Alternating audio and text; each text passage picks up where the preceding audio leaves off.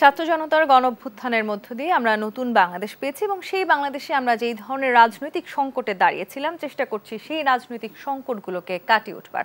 অন্তর্বর্তীকালীন সরকার নানানভাবে রাজনৈতিক দলগুলোর সাথে আলোচনা চালিয়েছে এবং আমরা চেষ্টা করছি যত দ্রুত সম্ভব হয়তো একটি নির্বাচনের মধ্য দিয়ে অবশেষে সেই রাজনৈতিক দলগুলোর হাতেই বাংলাদেশের জনগণ পরিচালনা করার কিংবা দেশ পরিচালনা করার সেই ক্ষমতাটি দিতে, এবং সে কারণে একটি সুষ্ঠু নির্বাচন খুবই জরুরি। সেই সব কিছু নিয়ে আজকে আমরা আলোচনা করতে চাই। রাজনৈতিক সংকট, সংস্কার ও বাস্তবতা, এই বিষয় নিয়ে আজকের দেশ সন্ধ্যায় আপনাদের সবাইকে স্বাগত জানাচ্ছি। আমি তাসনুভা তন্নি। দর্শক, রাজনৈতিক সংকট, সংস্কার ও বাস্তবতা নিয়ে আলোচনায় আমার সাথে স্টুডিওতে আছেন শহীদুল ইসলাম বাবুল, রাজনীতি বিশ্লেষক। স্বাগত জানাচ্ছি আপনাকে।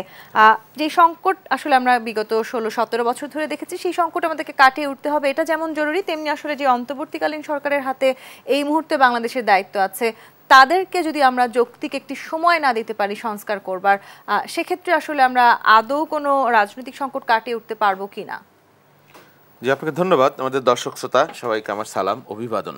হ্যাঁ, 15 বছর আমরা একটা রকমের সংকটে ছিলাম। বাংলাদেশের একটা গণতন্ত্রহীন বাস্তবতা, লুটেরা রাজনীতি, দুর্বৃত্তায়নের রাজনীতি বা দমন পীড়নের যে সংস্কৃতি, সেই বাস্তবতা থেকে আমরা একটা নতুন বাস্তবতায় এসে পৌঁছালাম। ওই যে জ্বলন্ত কড়াই থেকে নাকি জ্বলন্ত উনুন থেকে, জ্বলন্ত কড়াই থেকে জ্বলন্ত উনুনে আর কি।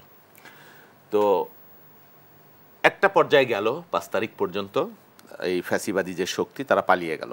তারপরে একটা নতুন সরকার গঠিত হয়েছে, সত্য। এই সরকারকে আমি সমালোচনাও করবো, এর অনেক সমালোচনা করবার জায়গা আছে, আবার এদের কাজের অনেকগুলা প্রশংসা করবারও ব্যাপার আছে। শুধুমাত্র সমালোচনাই আমি করতে চাই না। সবচেয়ে বড় কথা হলো যে গণতন্ত্র, যেই গণতন্ত্রের জন্য মুক্তিযুদ্ধ, সাম্য, মানবিক মর্যাদা এবং গণতন্ত্র মুক্তিযুদ্ধের মূল আকাঙ্ক্ষা আমাদের। এবং এই যে আন্দোলন যেটা হয়েছে, এই আন্দোলনটা হয়েছে বৈষম্যহীন সমাজ, সাম্য, মানবিক মর্যাদা এবং আফটার অল গণতন্ত্র। সেই গণতন্ত্রের স্পিরিটটা যদি আপনি মাথার মধ্যে না রাখেন সর্বক্ষণ, তাহলে কিন্তু আপনি ব্যর্থ হবেন, আপনি ফেল করবেন। ওই যে কি বলে, ওই রথযাত্রা হয় হিন্দু সম্প্রদায়, সনাতন সম্প্রদায়ের। তো এই রথযাত্রায় বাহাস যে এই রথই বড় না, রথ যেই পথ দেওয়া যায় সে পথ বড়, নাকি মূর্তি যে থাকে সে মূর্তি বড়।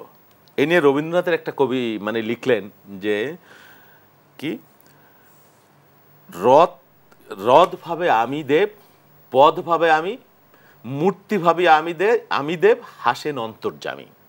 তো এখন বড়কে প্রফেসর ইউনূস সাহেব যেভাবে শুরু করেছিলেন, যেভাবে বলছেন যে ছাত্ররা তার নিয়োগকর্তা, এটা নিয়ে অনেক সমালোচনা ইতিমধ্যেই। মুক্তিযুদ্ধেও ছাত্র সমাজের নেতৃত্ব ছিল। হ্যাঁ, ঢাকা বিশ্ববিদ্যালয় থেকে পতাকা উত্তোলন হয়েছে, সংগ্রাম শুরু হয়েছে, কিন্তু দেশ চালানো বা মানুষের গণতান্ত্রিক আকাঙ্ক্ষার সাথে সামঞ্জস্যপূর্ণ একটা সমাজ বিনির্মাণ, সেটা বয়স, সময়, বাস্তবতা, অভিজ্ঞতা, এগুলোর একটা সম্মিলন লাগে। যেই জন্য আমরা নানান রকমের বিশৃঙ্খলা আমরা দেখছি। সংস্কারের বক্তব্য আপনি আসছেন, যেই সংস্কারের কথা বলা হচ্ছে বা দাবি, এইটা তো বিএনপি জাতীয়তাবাদী দল সারা বাংলাদেশ চষে বেড়ে মানুষের কনসেপ্ট, মানুষের মনোভাবের যে নির্যাস, সেইগুলো নিয়ে বিএনপি 27 দফা 31 দফা একটা সংস্কার প্রস্তাব, রাষ্ট্র মেরামতের রূপরেখা তৈরি করেছেন, আগেই করেছে, এর আগেই।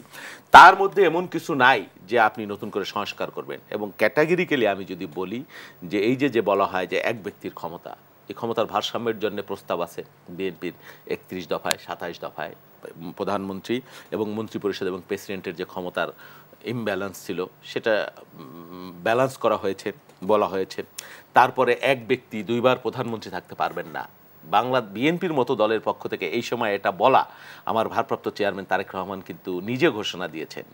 এটা তার পক্ষে বলা, একটা আওয়ামী লীগ এবং বিএনপির মতো, আওয়ামী লীগ তো এখন আর নাই, বিএনপির মতো রাজনৈতিক দল, বৃহৎ রাজনৈতিক দলের পক্ষে এটা একটা গ্রেট অ্যাচিভমেন্ট আমরা মনে করি। সংস্কার হয়ে গেছে, রাইট। রাজনৈতিক দলগুলো সংস্কার চাচ্ছে তো বটেই। এবং আমরা এই যে ফ্যাসিবাদীর আচরণ থেকে যেটা শিখলাম, এটা আমাদের ব্যক্তি জীবন বলেন, রাজনৈতিক জীবন বলেন। এই যে দেখেন সালমান রহমান, আনিসুল হক, আমি নাম ধরেই বললাম, দেখেন, বা এই যে বিচারপতি শামসুদ্দিন মানিক, আরও যারা, কি লাভ এই রাজনীতি আপনি বলেন? কি এই ক্ষমতা, কি এই অর্থ, এর কি অর্থ আমি জানি না। তাদের পরিবার পরিজন আছে, নাই আছে, তারা সন্তানরা কিভাবে মানুষকে সমাজে মুখ দেখায়, পৃথিবীর যেখানেই যাক, যেখানেই থাকুক, এই রাজনীতি তো আমরা বাংলাদেশের মানুষ আর চাই না। আমি আমার দলও নিশ্চয়ই সেটা আত্মস্থ করছে। আপনি আমার ভারপ্রাপ্ত চেয়ারম্যানের স্পিচগুলো আপনি যদি দেখেন যে পরিবর্তনের ব্যক্তিগতভাবে মিটিং উনি আমাকে বলেছেন, আমাদেরকে বলেছেন যে এনাফ ইজ এনাফ, অনেক হয়েছে, এখন নতুন দেশ, নতুন রাজনীতি, নতুনভাবে ইতিবাচকভাবে চিন্তা করতে হবে। এবং তার প্রমাণও তিনি রেখেছেন তার কার্যকর্মে, পার্টির মধ্যে বাইরে সব জায়গাতেই।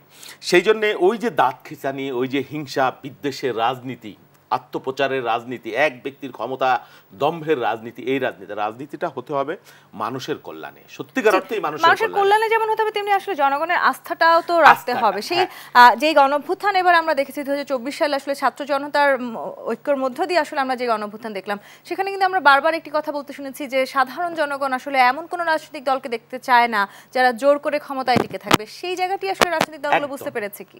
একদম চমৎকার বলেছেন। সাধারণ জনগণ কি চায়? আওয়ামী লীগও 15 বছর ব্যাপী জনগণ তাদের সাথে আছে বলেছে, কিন্তু গায়ের জোরে বলেছে। কিন্তু জনগণ কয় আমরা কি করব? হ্যাঁ, আমরা কিভাবে প্রমাণ করব যে আমরা তার সাথে নাই? জনগণ কার সাথে আছে বা জনগণ কি চায় সেটার একমাত্র পথ রেফারেন্ডাম বা গণভোট বা গণতন্ত্র ভোট। এটাই তো আমার কথাও সাধারণ জনগণ না, আপনার কথাও সাধারণ জনগণ না, আরেকজনের কথাও সাধারণ জনগণ। জনগণের মতের প্রতিফলন কি হবে সেটা এই অনেকে বলছে, দেখলাম এই ছাত্র নেতৃত্বের জনগণ তাদের চাচ্ছে, দীর্ঘ সময় চাচ্ছে, কেউ কেউ বলবার চেষ্টা করছেন, কিন্তু জনগণ যে কি চায় সেটা জনগণের উপর আপনি ছেড়ে দেন। আপনি খুব গুরুত্বপূর্ণ একটা কথা বলছিলেন। দিন শেষে আসলে যাই হয়ে যাক আমাদেরকে একটি নির্বাচনের মুখোমুখি দাঁড়াতে হবে। বাংলাদেশের সাধারণত আসলে বাংলাদেশের স্বাধীনতা পরবর্তী সময়টিতে বড় দুটি রাজনৈতিক দল কিংবা আসলে নির্বাচনে সবচেয়ে বেশি হাড্ডাহাড্ডি লড়াই হতে দেখেছি আমরা আওয়ামী লীগ এবং বিএনপির মাঝে। আওয়ামী লীগ একেবারেই কার্যত অনুপস্থিত আছে এই মুহূর্তে রাজনীতির মাঠে, কিন্তু বিএনপি কি মনে করছে এই অবস্থায় যদি একটি নির্বাচন হয় তাদের আসলে এরপরে নির্বাচনে তাদের বেছে নেওয়ার সুযোগ কতখানি থাকবে জনগণের সামনে? হ্যাঁ, আপনি চমৎকার প্রসঙ্গ আপনি তুলে এনেছেন। দেখেন, আওয়ামী লীগ একটা বৃহৎ রাজনৈতিক দল হিসেবে তাদের অনেক সংগ্রামী ইতিহাস আছে। এটা অসত্য না তো, মুক্তিযুদ্ধ বলেন যাই বলেন, এদের মধ্যে অনেকে পালিয়ে গেছে, কিন্তু মুক্তিযুদ্ধ সংগঠনের পিছনে এটা আমি অস্বীকার করবো না, আওয়ামী লীগের আছে ভোট বাতের অধিকারের জন্য। বারবার আমি বলবার চেষ্টা করেছি এই টকশোগুলাতে যে আওয়ামী লীগের মতো এত পুরনো রাজনৈতিক দল কি কারণে তারা ফ্যাসিস্ট হয়ে গেল, কি কারণে তারা মানুষ দেখলে ভয় পায়, কি কারণে তাদেরকে রাতের বেলায় ভোট করতে হবে, কি কারণে ভোটের নামে তামাশা করতে হবে, তুমি আমি মামি ডামি টামি এইসব কাহিনী কেন করতে হবে আমি জানি না। আওয়ামী লীগের মতো রাজনৈতিক দল, তাদের শূন্যতা আমরা উপলব্ধি করছি। রাজনীতিতে মানে ব্রুট মেজরিটি আমরাও মনে করি না।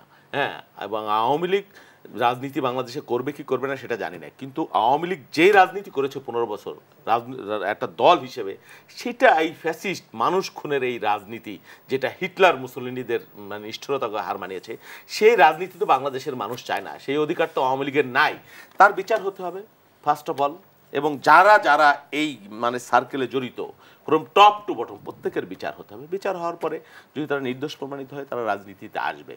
তবে কোনো কিছুই শূন্য থাকে না। আপনি যদি পরিবেশ রাখেন, আপনি যদি স্পেস দেন, তৈরি করেন, কোনো জায়গায় শূন্য থাকে না। এবং আমরা কিন্তু সেই উদ্যোগ নিতে দেখেছি। আসলে অন্তর্বর্তীকালীন সরকার বলেছে তারা আসলে সব ধরনের রাজনৈতিক দলকে সুযোগ দেওয়ার চেষ্টা করছেন, এবং সেখানে একটু আপনার কাছে আমি জানতে চাই, অনেক সময় আমরা দেখেছি যে বড় কোনো একটি রাজনৈতিক দলের অনুপস্থিতিতে তৃতীয় কোনো শক্তি আসলে সেই সুযোগের সদ্ব্যবহার করার চেষ্টা করে, সেরকম কোনো পথে কি আমরা আসলে হাঁটব? তৃতীয় শক্তি মানে কি? মানে অগণতান্ত্রিক শক্তি, অরাজনৈতিক শক্তি আপনি মিন করছেন না? বাংলাদেশে তৃতীয় শক্তির আসবার সুযোগ নেই, কারণ এখন গ্লোবাল কন্টেস্টের একটা ব্যাপার আছে, আমরা কানেক্টিভিটির একটা ব্যাপার আছে টোটাল।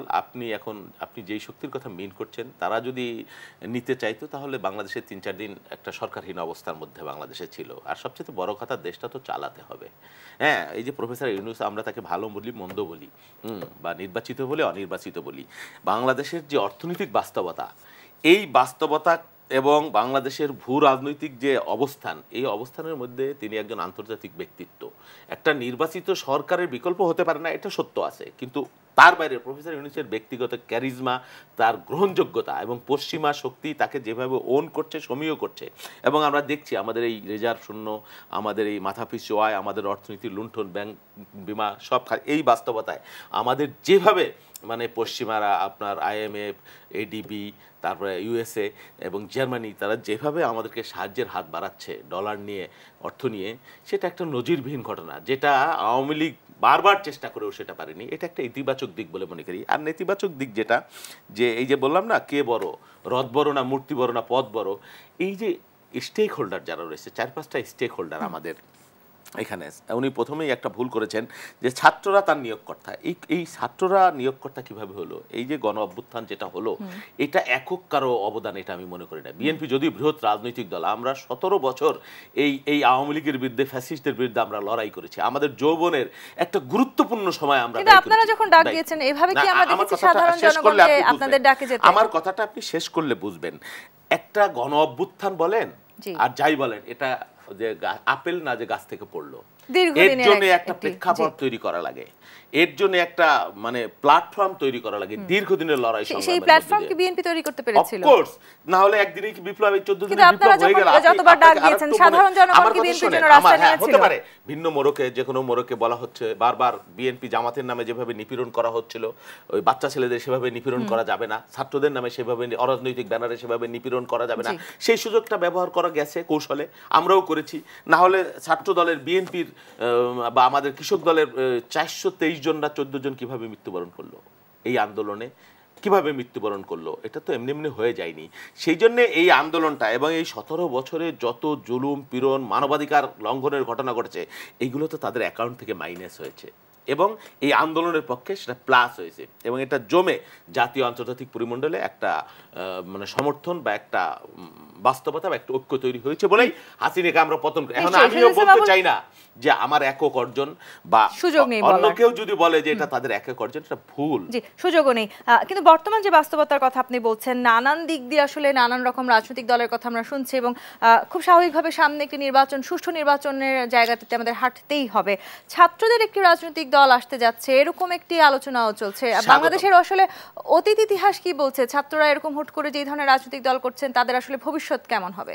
না, এটা হয়েছে কি, বাংলাদেশে কিংস পার্টির একটা ধারণা আছে যে কারণে অকারণে সময়ে অসময়ে অগণতান্ত্রিক শক্তি কিংস পার্টির আবির্ভাব ঘটে, কিন্তু আদৌ বাস্তবতায় মানুষ সেগুলো গ্রহণ করে না। ছাত্ররা নিশ্চয়ই কি করতে পারবে, রাজনীতি করতে পারবে, রাজনৈতিক। কিন্তু কয়েকদিন আগে একজন উপদেষ্টার কথা আমি শুনেছিলাম, তিনি বলেছেন যে কি তৃতীয় বা কি আরেকটা ভিন্ন রাজনৈতিক দল, তৃতীয় ধারা, এরকম তারা তৈরি করবেন। কিন্তু ক্ষমতায় যারা রয়েছেন বা দায়িত্ব যারা নিয়েছেন, এটা তো তাদের কাজ হতে পারে না। কি কারণে তারা এগুলো বলবেন? এগুলো তো কি বলবো, মানে তাদের ওই ফ্যাসিস্ট চিন্তা বা অগণতান্ত্রিক চিন্তা। হ্যাঁ, রাজনৈতিক দল একক, বাংলাদেশে এখন চমৎকার রাজনৈতিক পরিবেশ আছে, মত প্রকাশের স্বাধীনতা আছে, আমি মনে করছি কেউ গলা টিপে ধরছে না, কোনো খড়গ নাই। তাহলে আসুক রাজনৈতিক দল, ওয়েলকাম, স্বাগতম। নিশ্চয়ই মানুষ যেটা গ্রহণ করবে, ভিন্ন রাজনীতি গ্রহণ করতে পারে বা আওয়ামী লীগের শূন্যতায় আরেকটা রাজনৈতিক দল শক্তিশালী হতে পারে, তাতে কোনো আপত্তি নাই। কিন্তু আপনি রাষ্ট্রযন্ত্রের মধ্যে বসে, সরকারের মধ্যে বসে এটাকে প্যাট্রোনাইজ করবেন, যেটাকে কিংস পার্টি বলা হয়, এটা কাম্য না। আবার শহীদুল ইসলাম বাবুল, আসলে কোনো রাজনৈতিক দল, বড় একটি রাজনৈতিক যেই সরকার, বিগত যেই সরকার ছিল আওয়ামী লীগ, তাদের যে অনুপস্থিতি, সেই কারণে নিজেদেরকেই খানিকটা নিজেরাই জয়ী ভেবে নিচ্ছেন, সেটিও একটু ভুল হচ্ছে কিনা? শেষ পর্যন্ত আসলে জনগণ যাদেরকে বেছে নেবেন তারাই তো জয়ী হবেন, সেই অপেক্ষাটুকু করতে হবে কিনা? জনগণের পালস বোঝাটা খুব জরুরি কিনা? শিওর। আপনি কেন দেখছেন না? আপনি বিএনপি সেরকম কোনো ভূমিকা, আচরণ, নেতৃত্বের মধ্যে আপনি দেখেছেন যে আমরা ক্ষমতায় চলে গেছি, আমাদের অধ্যত্বপনা? বিচ্ছিন্ন ঘটনা ঘটেছে তৃণমূল পর্যায়ে, বিভিন্ন জায়গায়। এত বড় একটা রাজনৈতিক দল, এর মধ্যে নির্যাতন, নিপীড়ন নানান ধরনের ছিল। আমার হয়তো ওই জমিটা একজন দখল করেছে, সে হয়তো উদ্ধার করে গেছে, একটা এই পরিবেশে একটা ঘটনা ঘটেছে। তারপরেও কেউ করেনি সেটা বলছি না, কিন্তু আমার দলের নেতৃত্বের মধ্যে, বিশেষ করে ভারপ্রাপ্ত চেয়ারম্যান এবং ম্যাডাম, যে ধরনের মানে কি বলবো, মানে নমনীয়তা, যে ধরনের সহমর্মিতা, যেই ধরনের মানে বিদ্বেষহীন একটা বক্তব্য দিয়েছেন, রাখছেন, তাতে করে আপনার এটা মনে করবার, হ্যাঁ আপনি বলতে পারেন ওই যে গিয়ে সচিবালয়ে কারা যে কি বিক্ষোভ করেছে একজন, তারপরে একজন ওই ছাত্র উপদেষ্টাদের মধ্য থেকে, সমন্বয়কদের মধ্য থেকে তিনি যে সব ঠিক করেছেন, এটা বিএনপির পক্ষ থেকে কেউ কখনো কোনো ডমিনেট করেছে বা এই ধরনের আচরণ করেছে, এটা আমরা দেখিনি। নিশ্চয়ই অন্তর্বর্তীকালীন সরকারের কথা আপনি বলছিলেন এবং খুব স্বাভাবিকভাবেই আসলে যে কোনো সংস্কার যখন আমাদের প্রয়োজন, সেই সংস্কারের জন্য একটা খানিকটা সময়ও দিতে হবে। বিএনপি আবার যত দ্রুত সম্ভব তারা তত দ্রুত নির্বাচন দিতে চাইছিল, এরকম একটি কথা বলেছে। আবার একটা সময় আমরা দেখেছি তারেক জিয়া তিনি নিজেই বলেছেন আসলে সংস্কারের জন্য যথেষ্ট সময় অন্তর্বর্তীকালীন সরকারকে দেওয়ার প্রয়োজন আছে। আপনার জায়গাটা থেকে একটু জানতে চাই, যদি আসলেই আমরা যৌক্তিক সময় অন্তর্বর্তীকালীন সরকারকে দিতে না পারি, সেক্ষেত্রে আসলে নির্বাচনী সমীকরণ নানানভাবে আসলে পাল্টে যেতে পারে কিনা? আমি উত্তর নিব একটি বিরতি নিয়ে ফিরতে হবে। দেশ সন্ধ্যায় বিরতি নিয়ে ফিরছি, সাথেই থাকুন। রাজনৈতিক সংকট, সংস্কার, বাস্তবতা নিয়ে আলোচনা করছি আজকের দেশ সন্ধ্যায়। সময় সে তো বয়ে যায় সময়ের সাথে মিষ্টি এক বন্ধন। এভাবেই সময় পাল্টে যায়, কিন্তু ডিপ্লোমা সেই একই স্বাদে একই মানে যুগ যুগ ধরে রয়ে যায়। New Zealand dairy, excellence in quality. Shahidul Islam Babul, আমরা যৌক্তিক সময় আসলে অন্তর্বর্তীকালীন সরকারকে রাজনৈতিক দলগুলো দিতে চাইছে কি না সেই প্রশ্নটি রেখে বিরতিতে গিয়েছিলাম। যদি আসলে যৌক্তিক সময় তাদেরকে না দেওয়া হয় সংস্কার করবার জন্য, তাড়াহুড়ো করে যদি কোনো নির্বাচন ডাক দেওয়া হয় কিংবা সেই নির্বাচন যদি আদৌ সুষ্ঠু না হতে পারে, সেক্ষেত্রে আসলে নির্বাচনী সমীকরণ পাল্টে যেতে পারে কিনা? সংস্কারটা মানে ক্ষেত্র বিশেষে অন-11 থেকে শুনছি সংস্কার শব্দ খুবই আলোচিত শব্দ, ভালো কথা। আমি যেটা বললাম যে আমার দলের পক্ষ থেকে যে সংস্কার প্রস্তাব দেওয়া হয়েছে এবং মৌলিক যে সংস্কারগুলো, সাংবিধানিক সংস্কার থেকে শুরু করে, এটা আমাদের সংবিধানের যে স্পিরিট, এটা তো জনগণ ঠিক করবার কথা বা নির্বাচিত সংসদ ঠিক করবার কথা। হ্যাঁ, আপনি করেন। আমার যে নির্বাচনী ট্রেন্ডটা ট্র্যাকলেস হয়ে গেছিল, একটা সুন্দর নির্বাচন করবার জন্য যা যা সংস্কার করবার প্রয়োজন আপনি নিশ্চয়ই করবেন, যাতে এই ভোটকে কেউ প্রভাবিত করতে না পারে, যাতে রাতের বেলায় ভোট না হতে পারে, যাতে মানুষের অধিকার ভুলুণ্ঠিত না হয়, যাতে মানুষের মানবাধিকার এখানে লঙ্ঘিত না হয় প্রতি পদে পদে। সেটাই তো মৌলিক সংস্কারটা একটা মানে অসীম বক্তব্য বা সীমাহীন একটা কথা। আপনি ঠিক করেন আপনার কতদিন আপনি কি কি সংস্কার করবেন, সেই বিষয়গুলো আপনি ঠিক করেন। আপনি ঠিক করে জনগণকে মেসেজ দেন, আমরা যৌক্তিক সময় দেব না সেটা আমরা বলিনি তো। হ্যাঁ, আপনিও সংস্কার করবেন, পরবর্তী নির্বাচিত সরকার যারা আসবে তারাও সংস্কার করবে। আপনি রূপরেখার কথা বলছিলেন, সেই রূপরেখা কি আমরা পেয়েছি? আপনি কি মনে করছেন যে এখনো সেই রূপরেখা আমরা পাইনি? আমরা সেই রূপরেখাটা চাচ্ছিলাম। এখন আপনি যদি বলে দেন আপনার কতদিন লাগবে সংস্কার করতে বা আপনি কি কি সংস্কার করতে চান, পুরা সংস্কার আপনি যদি করতে চান এবং সংস্কার তো শেষ হবে না, সেটা আপনার 15 বছর লাগবে, 10 বছর লাগবে, 7 বছর লাগবে, 5 বছর লাগবে।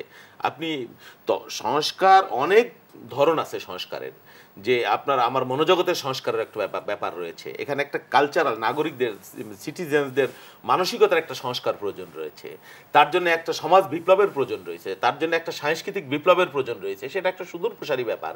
গণতন্ত্রটা কি? গণতন্ত্রটা হলো মানে এটা চর্চা করতে করতে করতে করতে করতে এটা একটা পরিশীলিত হয়। পশ্চিমের গণতন্ত্র বলেন, যাই বলেন, গণতন্ত্রহীনতার বাস্তবতা অধিকতর গণতন্ত্র দেওয়া, এটাই বলে রাষ্ট্রবিজ্ঞানীরা। সেই জন্যে আমার অসুবিধা নেই আপনাকে যৌক্তিক সংস্কার দেবার জন্য, আপনি কিছু মৌলিক সংস্কার করে দেন। এই আওয়ামী লীগ যে ফ্যাসিস্ট হয়ে উঠার পথ, এবং তারা এমনভাবে করলো, আপনি দেখছেন সংবিধানের মধ্য দিয়ে, সংবিধানের যে অনুচ্ছেদ এই 7 ক, এবং সেখানে এমনভাবে সংযোজন করেছে যে এই সরকারকে কেউ বল প্রয়োগে বা কোনোভাবে উৎখাত করার চেষ্টা করলে ফাঁসি, মৃত্যুদণ্ড। তো এটা তো সংবিধান দিয়েই তারা করেছে। হ্যাঁ, তো এখন আপনি কি বলবেন? এই সরকারের আগমনটাই তো তাদের হিসেবে অবৈধ। বা আবার যদি আওয়ামী লীগ ফেরত আসে, তাহলে তা এই সংবিধান লঙ্ঘনের জন্য আমাদের তো অর্থাৎ আসলে আমাদের সবভাবেই সংস্কার প্রয়োজন। আপনি কিছুক্ষণ আগে আসলে নেতাদের কথা বলছিলেন, বিশেষ করে আওয়ামী লীগ সময়ে শাসন আমলে আমরা এমন কিছু নেতাদেরকে দেখেছি যারা আসলে হয়তো সাবেক প্রধানমন্ত্রী খুবই কাছের মানুষ ছিলেন, পুরো দেশের অর্থনৈতিক অবস্থাকে ভঙ্গুর করার জন্য এরকম গোটা একজন নেতাকেও আমরা দায়ী করার সুযোগও আমাদের সামনে আছে। একটু জানতে চাই আসলে যখন অন্য কোনো রাজনৈতিক দল আসবে, তাদের রাজনৈতিক নেতৃবৃন্দের আসলে সংস্কার কতখানি প্রয়োজন, তারা সেটা বুঝতে পেরেছেন? চমৎকার। শোনেন, আপনি যখন ভোটের বাস্তবতা, কেয়ারটেকার সরকার আজীবনের জন্য মানে বা পার্মানেন্ট করে দেওয়ার জন্য আমার দলের পক্ষ থেকে আমার ভারপ্রাপ্ত চেয়ারম্যান সুস্পষ্ট বক্তব্য দিয়েছেন, নির্বাচনকালীন যে সরকার, আপনি করেন সেটা।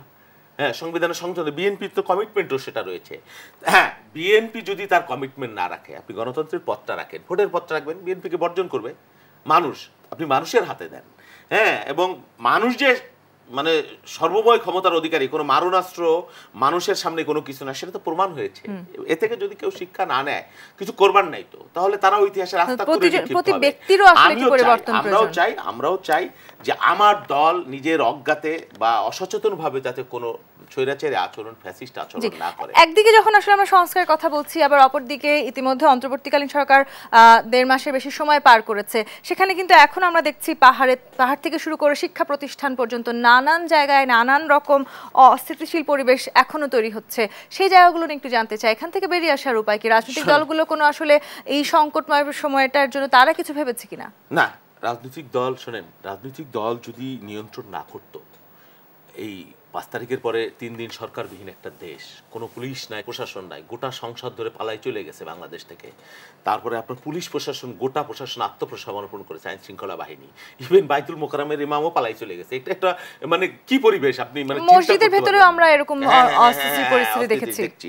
এটা তো একটা ভিন্ন পরিবেশ। হ্যাঁ, এই পরিবেশে রাজনৈতিক নেতৃত্ব, ওবায়দুল কাদের সাহেবরা, আওয়ামী লীগের লোকেরা বলেছে যে আওয়ামী লীগ যেদিন ক্ষমতাচ্যুত হবে এক রাতে নাকি 5 লক্ষ লোক মারা যাবে। তারা বলেছে, কি ভয়ঙ্কর ব্যাপার, আপনি চিন্তা করেছেন? 5 লক্ষ না হোক, 5,000 কিন্তু মারা যেতে পারতো।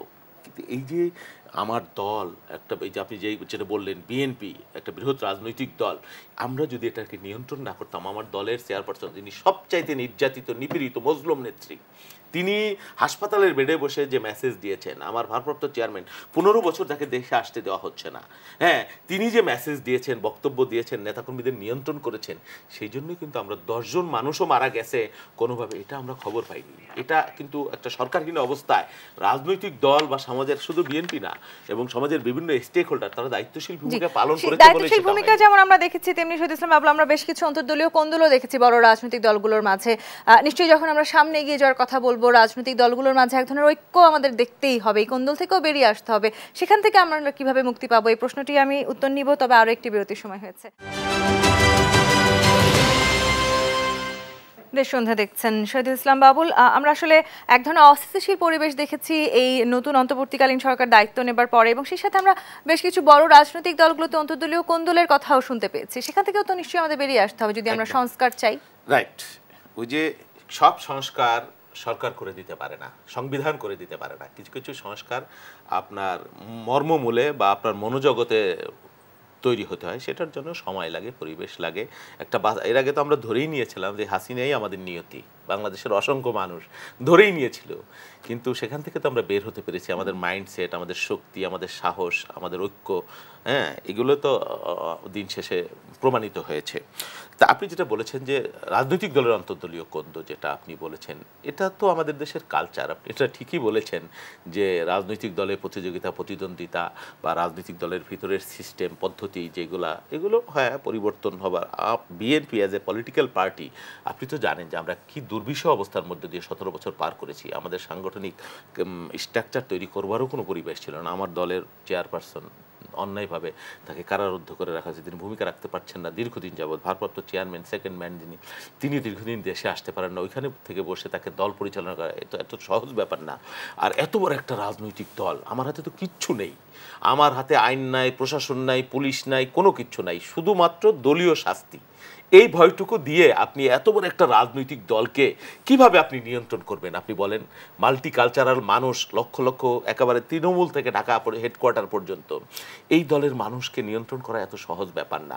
তবে হচ্ছে, হ্যাঁ, সেই জন্যে সামগ্রিকভাবে শুধুমাত্র বিএনপি তো এই সমাজেরই অংশ বা রাজনৈতিক দল, তো কিভাবে বের হবে? হ্যাঁ, নেতৃত্ব বিএনপিকে দিতে হবে, এটা আমি বিশ্বাস করি, এবং আমরাই দিব, আমাদের দলই দিবে। আমার ভারপ্রাপ্ত তারেক রহমান দেশ পরিবর্তনের, রাষ্ট্র পরিবর্তনের, সমাজ পরিবর্তনের নেতৃত্ব দেবেন, সেই ধরনের রূপরেখা তিনি ঘোষণা করেছেন এবং সেটা তিনি মিন করেন তার কাজে এবং কর্মে। তিনি তো দেশে চলে আসতে পারতেন 7 তারিখে, 6 তারিখে, আসেননি। কেন আসেননি?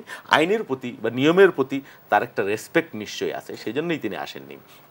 আর যেটা বলেছেন যে নানান ধরনের অস্থিতিশীল বাস্তবতা, শোনেন, একটা পতিত শক্তি, মর্মে মর্মে যার অবস্থান 15 বছর ব্যাপী, ওই যে রসুনের কোয়ার মতো, একটার পর আরেকটা, আরেকটার পর আরেকটা। হ্যাঁ, এই ঢাকা শহরে 35,000 পুলিশ বাহিনী কাজ করে, 35,000।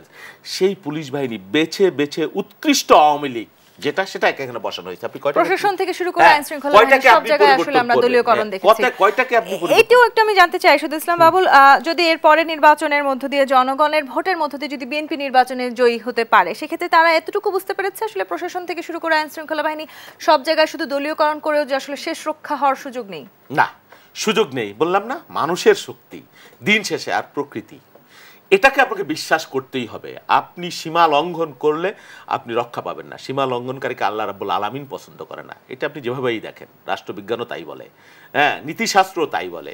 সেই জন্য কোনো বিষয়ে আপনাকে সীমা লঙ্ঘন করা উচিত নয়। আওয়ামী লীগের পতন আরে অনেক আগে উচিত, এটা তো অবধারিত ছিল, আমরা বারবার বলেছি। আমি বলি যে আমি এমাজুদ্দিন স্যারের উদাহরণটা বলি সবসময়।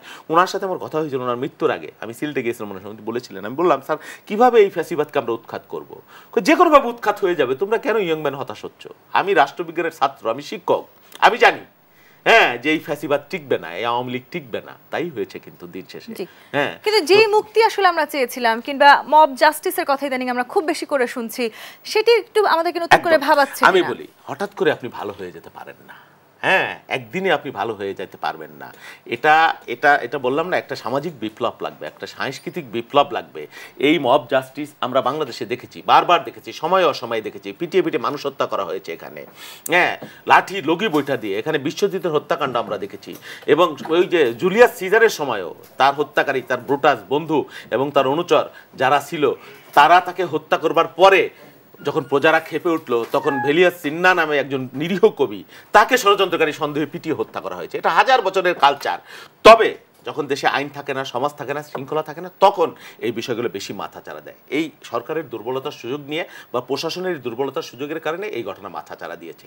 আমরা বিশ্বাস করি এরা যদি কঠিন স্টেপস নেয়, এটা দ্রুত বন্ধ হয়ে যাবে। অর্থাৎ আমরা যে জায়গাটাতে ছিলাম, আইন শৃঙ্খলা রক্ষা করতে হবে আমাদেরকে, এবং সেটা যদি আসলে আমরা বিচারটি যদি আসলে আমরা নিশ্চিত করতে পারি। বিচারহীনতার একটা দীর্ঘসূত্রিতা আমরা দেখেছি। অফকোর্স, বিচারহীনতা, এই দেশে তো কোনো বিচার ছিল না। খালি প্রধানমন্ত্রীর কাছে মানুষ বিচার চাইতো, আর ডিবি হারুনের কাছে ভাতের হোটেলে যায় মানুষ বিচার চাইতো। এটা তো কোনো সভ্য রাষ্ট্রের ধারে কাছে সিটে ফোটাও এখানে ছিল না। সেই বাস্তবতা এখন নেই বাংলাদেশে। আমরা মনে করি গ্রাজুয়ালি একটা উন্নতি হচ্ছে এবং হবে, এবং গণতান্ত্রিক সরকার, নির্বাচিত সরকার যখন আসবে, তখন নিশ্চয়ই তারা জবাবদিহিতার মধ্যে থাকবেন, মানুষের সামনে থাকবেন। অর্থাৎ আসলে শেষ পর্যন্ত আমাদেরকে গণতান্ত্রিক ধারায় ফিরে যেতে হবে। নিশ্চয়ই, এর বিকল্প তো কোনো কিছু নেই। দর্শক, দেশ সন্ধ্যায় যদিও প্রায় শেষ সময় আমাদের সাথে যুক্ত হচ্ছেন কামাল উদ্দিন সবুজ, সাবেক সভাপতি জাতীয় প্রেস ক্লাব। আপনাকে স্বাগত জানাতে চাই। আমরা সংস্কার নিয়ে কথা বলছিলাম, রাজনৈতিক সংকট নিয়ে কথা বলছিলাম। রাজনৈতিক সংকট কাটাতে হলে নিশ্চয়ই গণতান্ত্রিক ধারায় ফিরে যেতে হবে, এবং একটি নির্বাচন আমাদের জন্য খুবই জরুরি। সেক্ষেত্রে আসলে রাজনৈতিক দলগুলোরও তো একটু ঐক্য প্রয়োজন আছে। সেটি কি আমরা হতে দেখছি বাংলাদেশে?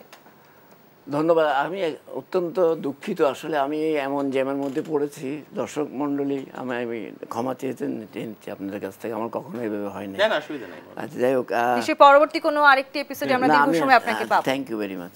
না, আসলে বিষয়টা হচ্ছে যে আমাদের যে নতুন যে অন্তর্বর্তীকালীন যে সরকার যেটা ক্ষমতায় আসছেন একটা বিপ্লবের মাধ্যমে, এবং এই বিপ্লবের মাধ্যমে এটা তো it's not a normal government actually. এটা হচ্ছে বাংলাদেশে গত 15 বছর ধরে একটি ফ্যাসিবাদের যে উন্মেষ ঘটেছিল, সেটার বিরুদ্ধে বাংলাদেশের অনেক মানুষের প্রাণ মানে রক্ত দিতে হয়েছে, অনেক মানুষ গুম হতে হয়েছে, অনেক মানুষকে জেল খাটতে হয়েছে, অনেক মানুষ পঙ্গু হয়ে গেছে, অনেক মানুষ নিখোঁজ হয়ে গেছে।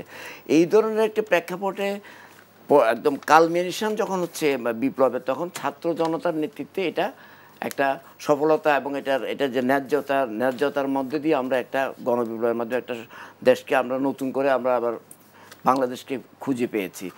এই ধরনের অবস্থায় এই বর্তমান সরকার যে সংস্কারের কথা বলা হচ্ছে, যে ডক্টর ইউনূসের নেতৃত্বে, আমি আশাবাদী। কিন্তু এই ধরনের সরকার, এই ধরনের বিপ্লবের পরে, যেখানে 15-16 বছর ধরে ফ্যাসিবাদ তাদের প্রত্যেকটা জায়গায় বাংলাদেশের যেভাবে এই ফ্যাসিবাদের যে মানে ব্যাপ্তি ঘটিয়েছে, এটাকে উপড়ে ফেলার জন্য যে ধরনের উদ্যোগ এবং যে ধরনের ক্ষিপ্রতা, যে ধরনের গতিশীলতা, যে ধরনের এক্সপেরিয়েন্স দরকার, সেটা আমার মনে হচ্ছে একমাত্র ডক্টর ইউনূস ছাড়া আমার মনে হয় যাদেরকে উনি কাজ করছেন তাদের অনেকেরই মনে হয় নাই। আমি এটা খুব পজিটিভভাবে বলার চেষ্টা করছি। আমরা সবাই চাই, বাংলাদেশের সব মানুষ চায়, রাজনৈতিক দলগুলো চায়, ফ্যাসিবাদ যারা সমর্থন করে তারা ছাড়া আমরা সাংবাদিকরা চাই, জনগণ এদেশের একজন জনগণ হিসাবে চাই যে এই সরকার সফল হোক। কিন্তু সফলতা অর্জন করতে হলে এই যে এখন তো 40 দিন পেরিয়ে গেছে, এটার মধ্যে দিয়ে যে কতগুলি কার্যক্রম আমরা দেখেছি, সেগুলো আসলে অনেকের মধ্যে নানা ধরনের সন্দেহের অবকাশ তৈরি হয়েছে। চ্যালেঞ্জ আছে অনেক, কিন্তু আমি মনে করি 20-22 জন যারা অ্যাডভাইজার হয়েছেন, এই 20-22 জনদেরকে দিয়ে ওনাদের এই সরকার চালাতে হবে এমন কোনো কথা নেই। এটা কিন্তু তত্ত্বাবধায়ক সরকার না, যেমন আগের তত্ত্বাবধায়ক সরকারগুলি 3 মাসের জন্য আসতো, তারা দ্রুত একটা সেট আপ ছিল সাথে সাথে করে, এটা কিন্তু ওটা না। কিন্তু কাজে এই সরকারকে অনেকগুলি চ্যালেঞ্জ বিভিন্ন ফ্রন্টে, দেশে এবং বিদেশে। আপনি দেখেন এখন পর্যন্ত আজকে আমি আসতে 2 ঘন্টা লেগেছে, আধা ঘন্টার পথ না। রাস্তাঘাটের মধ্যে আপনার এখন ট্রাফিকটা পর্যন্ত কন্ট্রোল হয় নাই।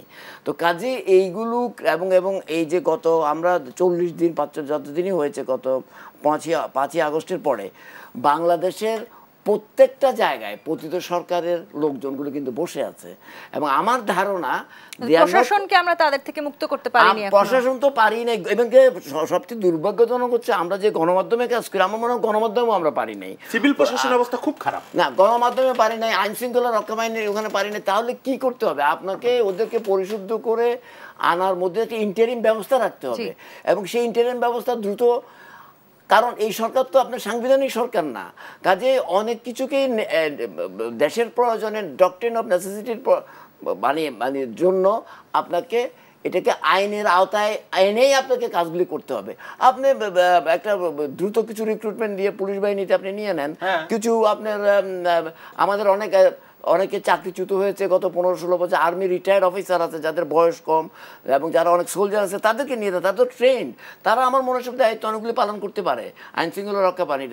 এভাবে থানাগুলো আপনি দেখেন এখন পর্যন্ত পুলিশ অ্যাক্টিভেট করতে পারেন নাই। আমি জানি না স্বরাষ্ট্র যিনি উপদেষ্টা উনি কী করছেন আমি জানি না, এবং আইন মন্ত্রণালয় বা কী করছেন সেটাও আমার কাছে মানে গ্রহণযোগ্য না। আমি সমালোচনাগুলো করছি হলো কনস্ট্রাকটিভ, আমরা চাই এই সরকার সফল হোক, কিন্তু দেখেন আজকে যদি পতিত সরকারের যে এই জঞ্জাল সৃষ্টি করে গেছে আমরা যে এখন চলতে পারছি না, যারা এটার জন্য দায়ী, যে গণহত্যার জন্য দায়ী, এই যে বাংলাদেশকে গণতন্ত্রকে ধ্বংস করেছে বা গণমাধ্যমকে ধ্বংস করেছে এবং গণমাধ্যমের স্বাধীনতা এবং বাংলাদেশের মানুষকে হত্যা করেছে, এদের যদি বিচার না হয় তাহলে কিন্তু আপনার কিন্তু এই বাস্তবতায় দাঁড়িয়ে আপনি বা আমি আসলে সাধারণ জনগণ যে পরিবর্তন চাইছে সেটা কি খুব দ্রুত সম্ভব? না, আমি সেটা টাইম ফ্রেম আমি এভাবে বললে হয়তো আমি এভাবে উত্তর দিতে পারবো না, কারণ ইটস এ কন্টিনিউয়াস প্রসেস। আমি যেটা মনে করি এই সরকার যে কতদিনই যে, কারণ ডক্টর প্রফেসর ইউনূস সাহেব বলেছেন যে আমরা কিছু সংস্কার কাজ করে আমরা চলে যাব, আমরা বেশি একদিনও বেশি থাকবো না, ফাইন, এটা টাইম ফ্রেমটা করে না। কিন্তু আমি যে কটা শুরু করেছি সেটা বলতে চাই, এটার জন্য আমি মনে করি অনেক যোগ্য লোক বাংলাদেশে আছে যাদের একটু অভিজ্ঞতা আছে, মানে বিপ্লব উত্তর যে সরকার, এই সরকারের কাজগুলি করার জন্য আপনাকে অনেক বেশি মানে ক্যাফটি, অনেক বেশি স্কিল, অনেক বেশি দ্রুততার সঙ্গে আপনাকে সিদ্ধান্ত নিতে হবে। এগুলো কিন্তু মানুষ দেখলে আশাবাদী হবে, আশাবাদী হলে মানুষই বলবে আপনি আরও এটা করে দেন। আমি তো মনে করি ইউনূসের সরকার বেশ পপুলার সরকার এবং রাজনৈতিক দলগুলি যেগুলো বিশেষ করে আমি বলি যারা সংগ্রাম করেছে গত 15-16 বছর, বাংলাদেশ জাতীয়তাবাদী দল, জামাত ইসলাম সহ বিভিন্ন বামপন্থী দল, তাদের এখন এদেরকে নিয়ে আমি মনে করি প্রফেসর ইউনূসের নেতৃত্বে সরকার তাদের সঙ্গেও একটা আলোচনা শুরু হয়েছে, তাদের সঙ্গেও পরামর্শ নিয়ে যদি চালায় এবং বিভিন্ন জায়গায় আমরা যেসব কিছু ডিসরাপটিভ অ্যাক্টিভিটিস দেখতে পাচ্ছি, এইটা প্রতি বিপ্লবের সিমটম যেটা আমরা বলি, অনেক এটা আলোচনা হচ্ছে, সেগুলো যাতে কোনো না কোনো ফর্মে, কারণ পতিত সরকার চেষ্টা করবে আবার এটাকে রিভার্ট করে দেওয়ার জন্য, সেটা যাতে না হয়, ছাত্র জনতা যারা এই বিপ্লবকে অসাধ্যকে সাধন করেছে তাদেরকে কিন্তু সারাক্ষণই কিন্তু ওয়াচডগের মতো কাজ করতে হবে এবং সারাক্ষণ পাহারা দিতে হবে। দলগুলোরও দায়িত্ব আছে এবং তাদেরকেও পাহারা দিতে হবে, নাহলে বাংলাদেশ আগে টিকলেই গণতন্ত্র পাবে। রাজনৈতিক দলগুলো তাদের সংস্কারের জন্য কতখানি প্রস্তুত? আমি তো মনে করি, আমি যদিও রাজনৈতিক দলগুলোর কাছে প্রশ্ন করলে সেটা ভালো, আমি মনে করি রাজনৈতিক দলগুলো বাংলাদেশের বর্তমান প্রেক্ষাপটে, বাংলাদেশে এখন একটা 2024 সাল, এটা এখন 2000 সাল না, বা 1990 সাল না, কাজেই এই বাস্তব প্রেক্ষাপটে একটা নতুন একটা জেনারেশন এসেছে, তাদের আশা আকাঙ্ক্ষাটা কি, জনগণের আশা আকাঙ্ক্ষাটা কি, এটাকে মানুষের মনের কথা, মানুষের মুখের ভাষাগুলি শুনে তাদেরকে তাদের দলের সেই সংস্কারগুলি করতে হবে বলে মনে করি এবং তাদেরকে সেভাবে প্রোগ্রামকে চকআউট করতে হবে, না হলে তারাও ফেল করবে। কিন্তু সবশেষে আসলে জনগণের পালস বোঝাটাই সবচেয়ে গুরুত্বপূর্ণ, সেটা সবাইকে বুঝতে হবে। আপনাকে একটা কথা বলি, এই জেনারেশনকে অনেকে বলা হতো যে তারা মুরগির, ওই যে ফার্মের মুরগির মতো, তারা প্রমাণ করেছে যে তারা ফার্মের মুরগি না, তারা মোবাইল নিয়ে বসে থাকে, এরাই কিন্তু বিপ্লবটা সাধন করেছে। তো কাজেই আমরা খুবই আশাবাদী তাদের কাছ থেকে এই জেনারেশন বাংলাদেশকে রক্ষা করতে পারবে। কিন্তু রাজনৈতিক দলগুলি যে নির্বাচিত সরকারের কথা আমরা বলছি, তারা কিন্তু অবশ্যই তাদের সংস্কার করা উচিত লিডারশিপের দিক থেকে এবং অন্যান্য স্ট্রাকচারাল সংস্কারও করা উচিত। আমরাও সেই প্রত্যাশা রাখতে চাই। কামালউদ্দিন সবুজ এবং শহীদুল ইসলাম বাবুল, অসংখ্য ধন্যবাদ আজকে আমাদেরকে সময় দেওয়ার জন্য। দর্শক, আগামী দেশ সন্ধ্যা দেখবার আমন্ত্রণ রইল। ধন্যবাদ এতক্ষণ সাথে থাকার জন্য।